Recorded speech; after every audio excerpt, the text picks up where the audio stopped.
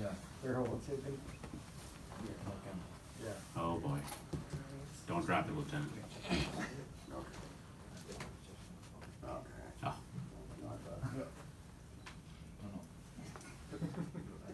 Oh, okay. That's too You gonna fancy. join us? Come on. Yeah, I'm gonna join you. Yeah, go on, get into it. There you go. The guys are taking pictures. Where's the chief? Good morning. All right, the chief should be in about 2 minutes. About 2 minute warning. It's like a White House professional now. 2 minutes warning. I try to keep it running smooth if we can. I like that.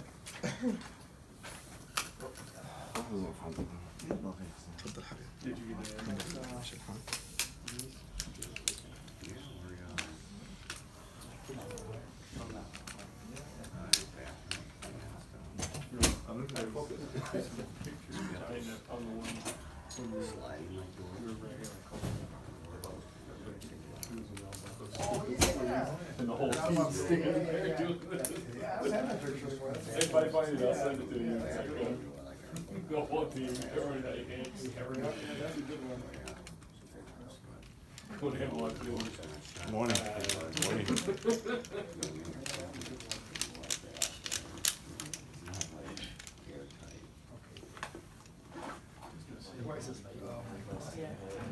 Upside down too, though. Yeah. Oh, no. I have a download. Is there about alternative channel? Text. Yeah. That's Steve. Do you normally work with that? No, yeah. I was rolling a second ago and he said it's Like, I didn't even know what you guys don't start. Let me shower. I was in the shower, then they got me, I get a packet. 10 minutes and a half. So it's really Just a press conference about recent. Oh, no, that's Steve. That's Steve. That's Steve. Not tell you anymore. Yeah, thank God. I just learned the mini DV, and it was a pain. And you just drive around with your scanner? Okay. Yeah, we have a scanner. Okay. Yeah, that's it. We don't have the scanners in the truck anymore. Hey, how are you? Right, yeah. You just gotta get a call. This is it. Yeah, at the station they got like 7 scanners. Okay. Maybe give us specifically just a list of those. Where's your home base? Downtown. Downtown? You get it. Charles Worth, Jackson? Yeah. Good. Out of downtown? Yeah, he's downtown, yeah. When did you guys come back from national? Yeah, I thought for some We came back Saturday night. reason- It was good. Yeah, we took first place in the country for police mountain biking. I posted it on. I did, I posted actually. twice about you I guys. saw that, yeah. I appreciate that. Really good. Yeah, you were with on. Yep, yeah, me there both. Yeah. It's amazing. And we took eight down with us. Nice. It was a good experience. Yeah, I love it. I was following the pictures. And we try to keep them busy. That's very good. So now you're recruiting new explorers? Oh, yeah, absolutely. Always recruiting. Yeah. Our goal is to get up to at least 50. That's our goal. Nice. We're at about 30 right now, so. You guys are at 30? 30, Yeah, yep. I know, I just running. I need 20 more at least, 20 more. I can pose. I want to learn. You know what we need to do, actually, if you want a project, we could do a new recruiting video. I would do it for you guys, no problem. Yeah, See, he's the guy. Last one, Do it. like 2002. yeah, the last one we did was literally probably 10 years old, so. Okay. Yeah, let's do it. Yeah, we can definitely do that. Yeah, no biggie. I know a super cool guy from Trail and stuff, I think the laws, I'm sure he's free. You guys got criticized last time. He's got a cool Watching across his fingers. 2,800. Good to go. Sorry. I'll step up when the audio. Say that again. Come up here, like, audio. Or you can just hang around. You're okay. Wherever you want to be. That's good. You're good. All right, let me first say good morning. It's always nice to meet with the press of our community and Channel 4. We're glad you're here. As usual, we want to give you a crime update on things that are going on in our community. And I think there's two themes here. Number one, we have repeat offenders that continually victimize our community and the entire region, and we're gonna disclose them. I want you to pay attention to their faces, and I don't care how wide you spread them. I think that our community and our region has a right to protect ourselves from these individuals. So we're gonna put them on front and center. I don't wanna say we're gonna display them, but we're gonna certainly reveal them. The first crime I wanna tell you about happened on July 19th, and one of our officers made a traffic stop, and as a result, he arrested Hector Rodriguez Martinez, 44-year-old resident of Detroit, who happened to be wanted for a state of Pennsylvania, the independent state, on warrants for assault with a weapon, assault, and unlawfully driving away an automobile, a motor vehicle.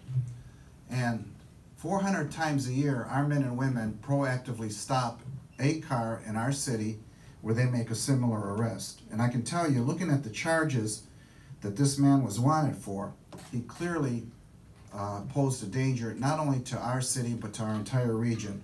And due to the quick action and the proactive action of one of our officers, he was taken into custody.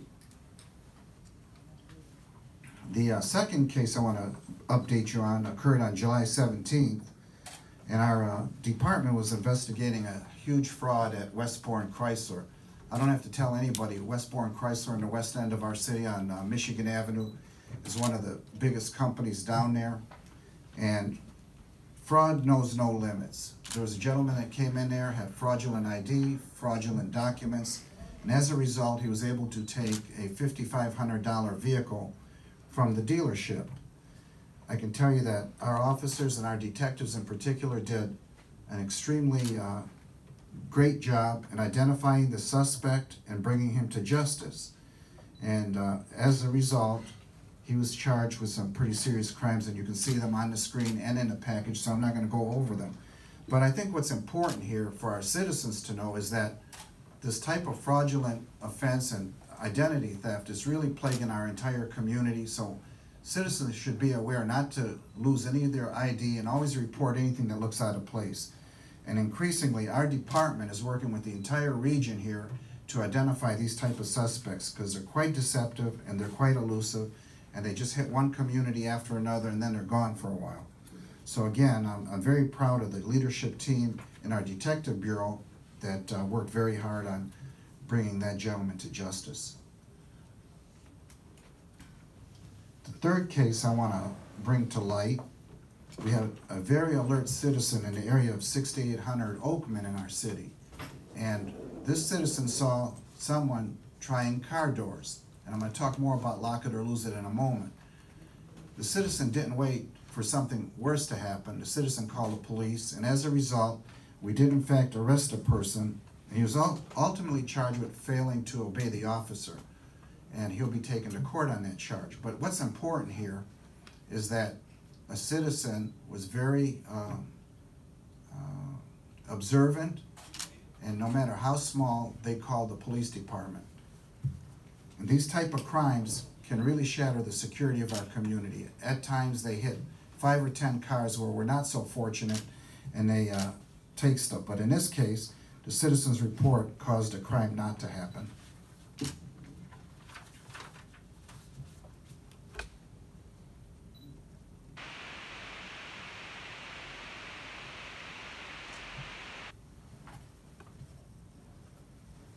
In this case, is just it's going to go to court very shortly here. I can tell you on the 23rd of July, we had a citizen call and report a male suspect entering a vehicle in the 14,000 block of Wesley, and the citizen confronted the suspect who fled on foot. Officers ultimately arrived, made an arrest, and after an extensive investigation, a warrant has been submitted to the prosecutor, and we've just obtained the warrant back, and that subject will be arraigned later today. And as a result, again, a crime wave in our community was brought to an end by a citizen calling the police department. So if you see something, say something. And the most important part here is we're going to display this person's face tonight so that everybody in our community knows who we're looking for.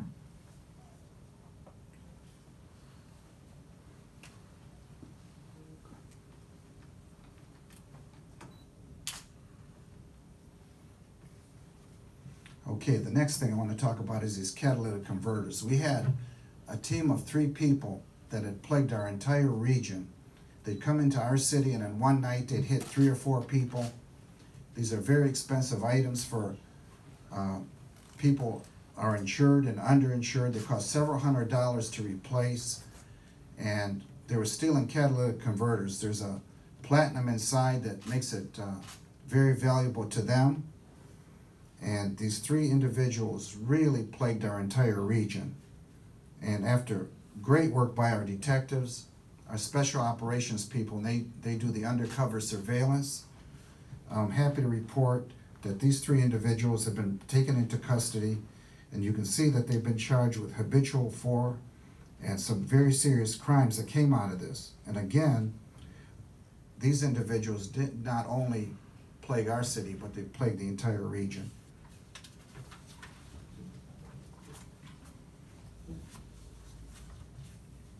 I see Captain Shaheen in the back there, who implemented our Lock It or Lose It campaign here a couple of years ago.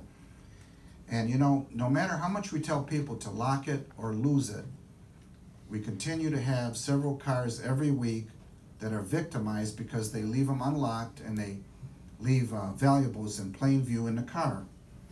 I can tell you that just last night, an irresponsible gun owner left a car unlocked, and as a result, lost a gun overnight. I think that there should be consequences for that type of irresponsible behavior, but more importantly, that puts our officers and community at risk when we have guns out there that get into the wrong hands. So again, we want to remind our community to lock it and not lose it. But it seems to be a hard sell for some members in our community.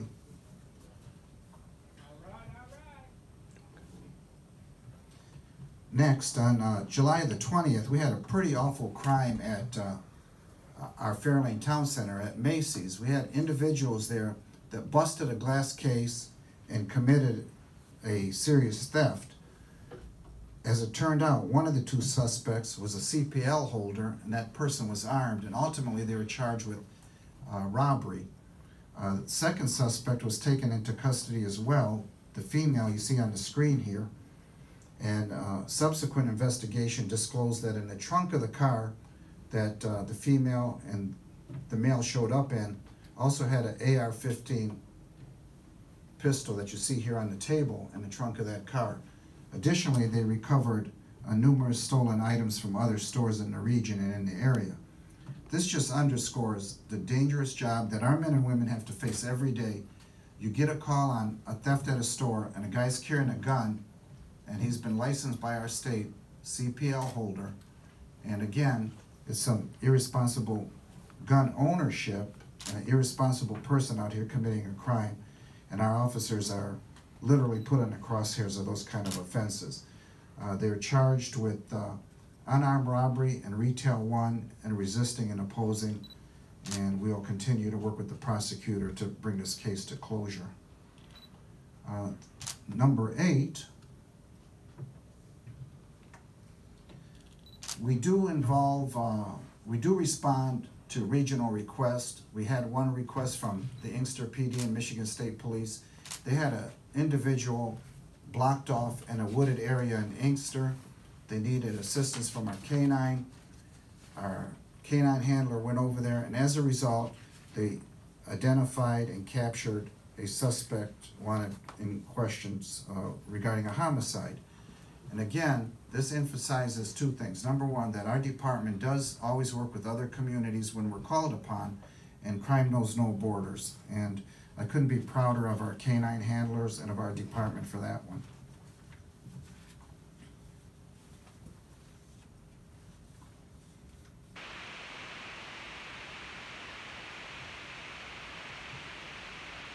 Item number 9 is extremely troubling to me. I guess there's some kind of spoof called swatting, and what that entails is someone calls the police and says there's a barricaded person at a house, somebody's been killed, my dad's killing my mom, we have people being stabbed, and it sends our public safety team police, SWAT, EMS, to this screaming to these scenes. And ultimately it's determined that they've concealed their identity by these apps they use, and it's not a swatting situation whatsoever. We had two such encounters last weekend, and one was on Saline on the south end, the other one was in the west end on Parker. And what's important to note here is that this puts officers' lives in danger. They're going through the community at a high rate of speed, and it also poses additional burdens on our citizens. So when parents give young people in particular phones, they should make sure that they're responsible with the phones. And I can tell you, in these two cases, we're gonna spend every resource known to man to identify the sources of these two calls. They're a danger to our community, a danger to the men and women that respond, and it's not a joke, and it's totally unacceptable. So again, I would ask that parents giving phones to younger people, they should make sure that the phones are not in any way used for any kind of pranks that ultimately have dire consequences. And I would apologize to the community for those two events, but it's not the police that did it. All right, second to last, I want to remind our community that we still have public service days where the blocks are given an array of service, whether it's cleaning the streets, cutting the trees, or picking up trash. And you need to keep in mind, you can't park on the street from 8 in the morning to 4 in the afternoon, and that's irrespective if the trash is picked up. You got to keep the cars off. I can tell you that our enforcement officers are going to be out there every day on public service day to ensure that A, there's no cars on the street, and more importantly, they're going to address the quality of life issues. So if you get a notice of violation put on your door, you'll have a couple of days to clean up the mess. But I would suggest that our community takes a proactive approach.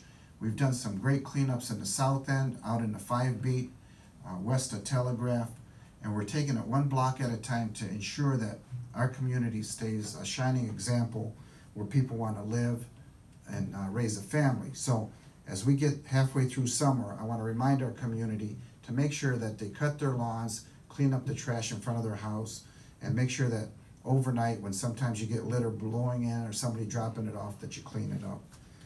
And keep in mind also with the holiday coming up that public service days are typically pushed one day later into the week. The last thing you want to find on your door is one of these notice of violations, but again, you'll have some time to clean it up and get into compliance, which is ultimately the goal. And the last thing I have for you this morning is that our year-to-date crime, I see Lieutenant Marshall back there. He's our CompStat guru here at the Dearborn Police Department, and he takes this very personal. He comes in every Monday morning before the crack of dawn, and he sees where the crime is at for the year to date on that particular week. He also identifies crime patterns, and he's very instrumental in the proactive deployments we do here in the city of Dearborn. And I'm happy to tell you that although there's a couple of areas of concern, crime is down 7% year to date, and that's again a tribute to the men and women of our department. Today, before you leave, we do want to give you a couple of recordings of these people that called our 911 center and falsely reported these barricaded crimes with a weapon and so on. I'm going to ask Corporal Bartok maybe to play a couple of them. And they're very short, but again, we want to put that out in the community to give them more awareness, and hopefully someone will recognize the individuals that made this call. 911, what's the location of your emergency? Hi, how can I help you?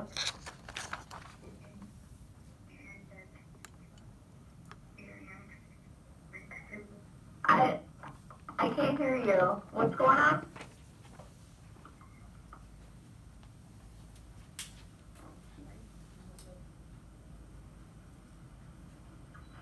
I can't hear you. Do you need an Arabic interpreter? Is that what you said? No. No? Okay, do you need police? Okay, what's the address?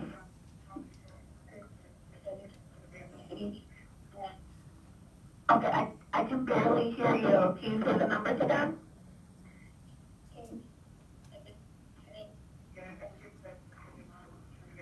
Okay, I can't understand you. Can you speak into the phone? It sounds like you're far away. 2731? What street? Salina? Is that a single family home or an apartment? No, single family home. Okay, what do you need the police for? Because he hit the mom tonight and let's take. Okay, who, somebody hit your mom? No, my dad hit my mom and what's the name? Okay. Does she need an ambulance? No. Oh, yeah. Yeah?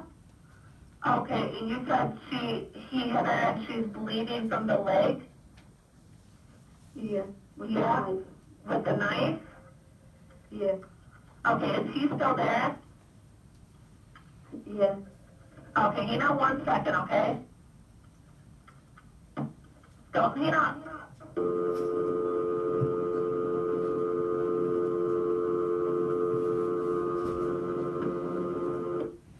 Okay, you can see how long our very patient, very skilled dispatcher, and I want to caution you, don't go out to the house that the address was given because the family is really set back by this, so please don't go out there. But you can see how much time our dispatcher spent with this call, and other calls that came in would have to wait. And you can see that she painstakingly determined, based on the answers, that an ambulance or EMS should be sent out. It turned out to be a completely bogus call. There was absolutely no substance to it. And if we can find out who's responsible for that, we're gonna hold them accountable. You got one more? Is that the last one? That's the last one. We have the one on Parker or no? Should be on, yeah. Oh, Slide maybe. before that, What's before? yes. It's over my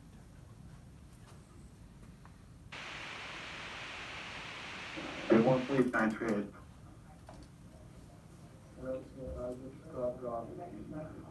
I can barely hear you, sir. What's going on?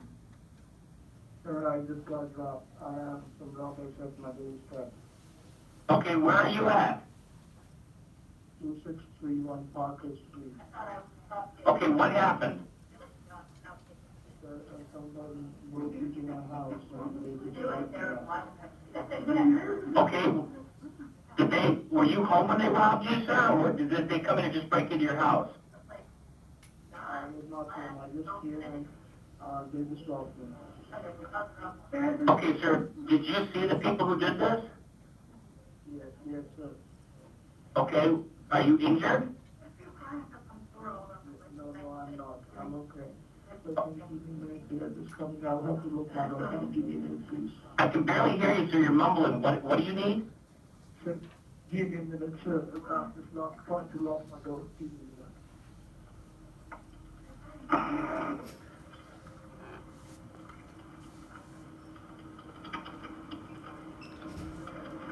minute. Sir?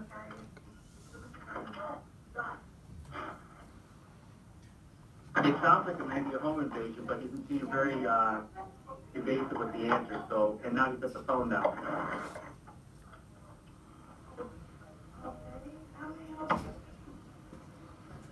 Sir, are you still with me?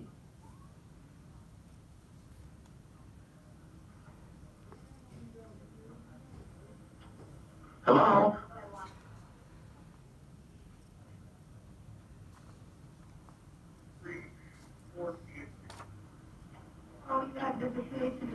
Hello?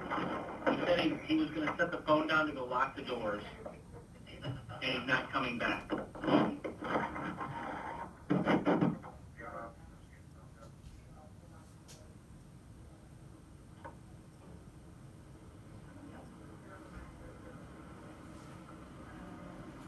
Hello?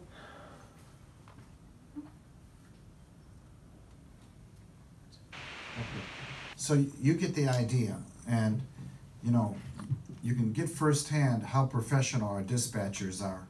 But these are not pranks, they're not jokes, and again, we're gonna investigate these two calls as hard as we can to try to bring these people in and hold them accountable for these pranks, because they're not funny. Is there any questions today? Yes, in regard to the first, first one, how can we know, like, for example, it is a prank and not, for example, he was forced by his dad to drop the call and not give more details? Because you know how it is sometimes, the dad, and it looks like a young kid, to be honest with you, the one who Right, called. so the question is, The question is, how do we know it is a prank call, not actually an actual case that happened, but due to the circumstances of the kid? And well, that's just the point. We don't know it's a prank call. I now know that, but we went out and treated it as a real call. Okay. So we don't know that. But ultimately, there's compelling response there at the home Okay. that obviously proved it was a prank call. Okay. So your point being that if the dad assaulted the mom and then when you get there everything's okay and all is forgiven, but there was nothing that would suggest that. The voice seems to be a very, very young kid. Right, no that question. probably would not know probably the right address or was very scared to give the right address. So, Well, I don't know that he was scared to give the right address, and there's other information that I'm not gonna put out here today Okay. because it's investigative in nature. I can tell you that these were very deliberate actions, and we know for an absolute fact that no crime that resembled what was being reported took place there, and that they were definitely inaccurate, and the design was to get police response to the scenes when in fact it wasn't. there is no way you guys can track where the call came from? Well, we're working on that. It's time consuming. We can track, but it's time consuming and it's somewhat costly, but we're gonna spend the resource and the time and we're gonna work on it. But again, we wanna highlight this so the community becomes aware, and in given the chance that someone may know these people or warn their children not to engage in such things, I think there's value in disclosure today. Very good. Thank you. Anybody else have questions? Yeah, you had mentioned a few larcenies on the east side. Have you seen a rise in terms of people checking cars, particularly the east end, south end, west end, in terms of break-in and your lock it or lose it campaign? You know, great question. Again, these areas mean something to us, but they mean nothing to the criminals. I can tell you in the far northwest end of the city, the 5 beat, last year they led the city in larceny from autos and auto thefts. They just seem to go around, the ploy is not to be detected, and sometimes we have people from outside the region or area that are engaged. Other times it's the enemy within. You know, somebody lives right on your block that's victimizing the community. And with the case that's gonna be arraigned very shortly, I would ask our community to take a good look, because that's a classic case of somebody living right in a community, victimizing their neighbors and friends. So there's no consistent pattern other than to say that it happens all over the city. So lock it or lose it, that's citywide, and the more open vehicles somebody finds when they start shaking doors, the more crimes are gonna be reported in the morning. It's that simple. So it's all over the city. Okay. Any other questions? All right. That concludes, and I just want to say again, thank you for being here this morning.